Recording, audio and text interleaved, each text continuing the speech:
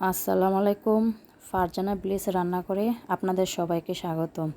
আজকে আমি একটি ভিন্ন স্বাদের রেসিপি তৈরি করব। টক দই দিয়ে কই মাছ রান্না করব। সবাই পুরো ভিডিওটা দেখবেন।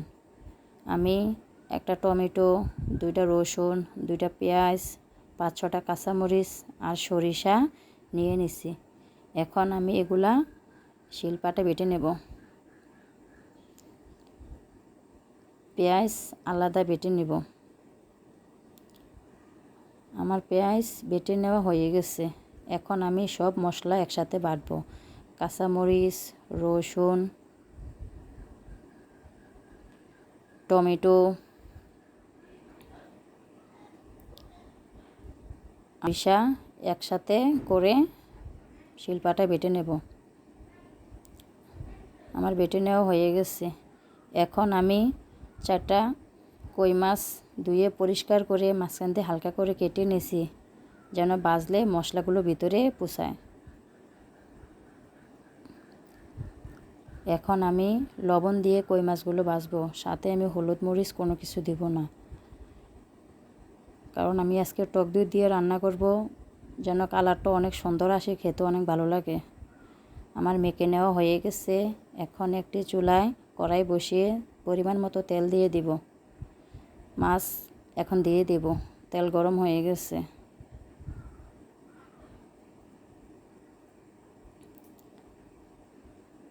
কিছুক্ষণ আমি কই মাছগুলো ভেজে নিব।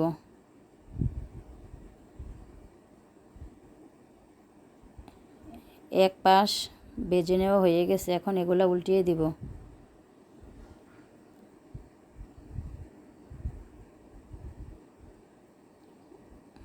আমার উল্টানো হয়ে গেছে। এখন আমি আবার কিছুক্ষণ ভেজে নেব, যেন অপর পিসটা ভালো করে ভাজা হয়।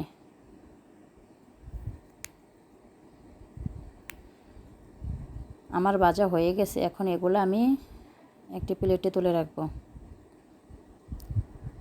তুলে নেওয়া হয়ে গেছে। দেখেন মাছগুলো দেখতে কত সুন্দর হয়েছে, অনেক মুচমুচে হয়েছে, কালারটা অনেক সুন্দর দেখা যায়। এখন একটি কড়াইয়ে আমি 2টা তেজপাতা দিয়ে দিলাম। তেলের সাথে দিয়ে দিলাম পেঁয়াজ বাটা।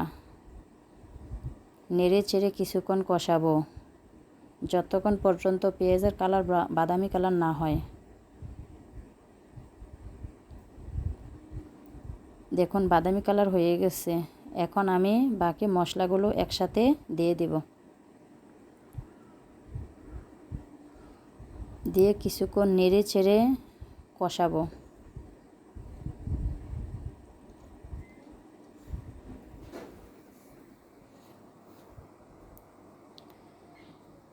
আমার কষানো হয়ে গেছে। এখন এগুলো আমি একটু পানি দিয়ে দেব। পানি দিয়ে ভালো করে মশলাটা কষিয়ে এর মাঝে বাকি মশলা আমি অ্যাড করে দেব। 2 চামচ লবণ দিয়ে দেব।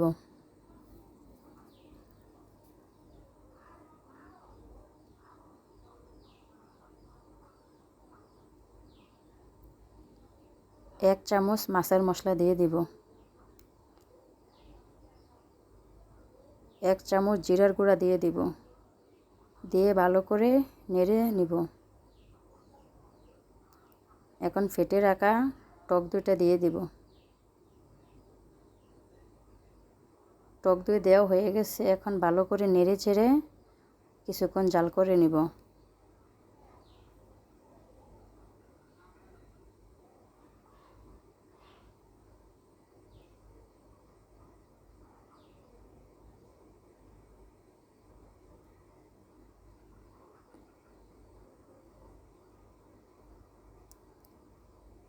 ঢাকা দিয়ে ঢেকে দিলাম 5 মিনিটের জন্য।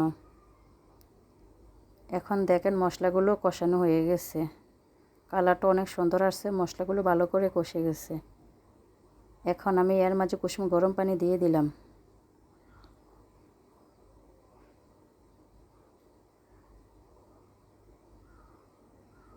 যখন তরকারির মধ্যে ব্লক চলে আসছে, তখন এখানে আমি ভেজে রাখা কই মাছগুলো দিয়ে দিব।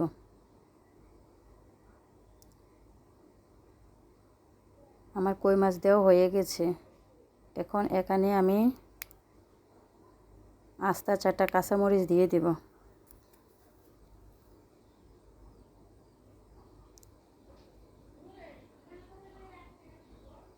ঢাকা দিয়ে রেখে দেব 5 মিনিট। 5 মিনিট জাল করে নিব। আমার জাল করা হয়ে গেছে, তরকারিটা কষে গেছে। এখন আমি বিলাতি ধনিয়াপাতা দিয়ে দিব। বিলাতি ধনিয়াপাতা দিয়ে দিলে তখন তরকারির ঘ্রাণটা অনেক ভালো আসে, খেতে অনেক ভালো লাগে। কিছুক্ষণ নেড়ে চেড়ে নিব।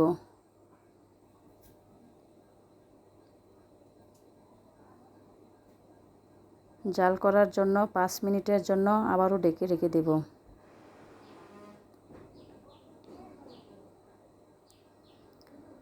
আমার জাল করা হয়ে গেছে, এখন তরকারিটা আমি তুলে নিব।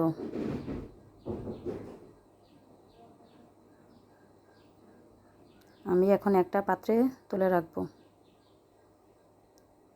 দেখুন তরকারির কালারটা কত সুন্দর হয়েছে, দেখতে অনেক ভালো লাগতেছে, অনেক সুন্দর একটা স্মেল বার হয়েছে। দেখেন কত সুন্দর দেখা যাচ্ছে তরকারিটা। সবাই আমার এই ভিডিওটা দেখবেন, তরকারিটা কেমন হয়েছে কমেন্ট করে জানাবেন। সবাই লাইক, কমেন্ট, শেয়ার এবং সাবস্ক্রাইব করবেন, যেন নিত্য নতুন ভিডিওগুলো আপনাদের কাছে পৌঁছে দিতে পারি। আজ এ পর্যন্তই, সবাই ভালো থাকবেন। আল্লাহ হাফেজ।